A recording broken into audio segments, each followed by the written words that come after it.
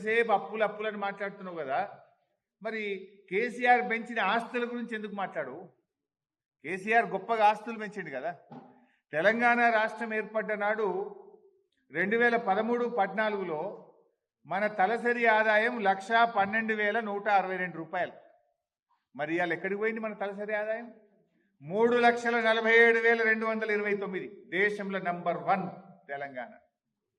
ఈ దేశంలో 28 రాష్ట్రాల్లో తలసరి ఆదాయంలో అగ్రభాగాన తెలంగాణను నిలబెట్టిన కేసీఆర్ గురించో ఆ తలసరి ఆదాయం గురించి నీకెందుకో నోరు రాదు. జిఎస్డిపి మన రాష్ట్ర స్థూల ఉత్పత్తి రాష్ట్రం ఏర్పడ్డ నాడు 4,51,000 కోట్లుంటే ఈరోజు 14,63,000 కోట్లకు పెంచారు.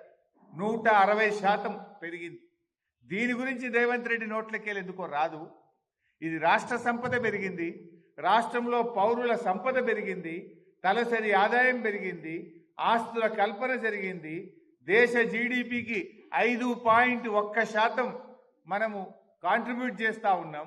ఇలాంటి మంచి మాటలు రేవంత్ రెడ్డి నోట రావు, అన్ని అబద్ధాలు, గోబల్స్. అసలైన తొలి వెలుగు. ఫాలో వాట్సాప్ @తొలి వెలుగు official.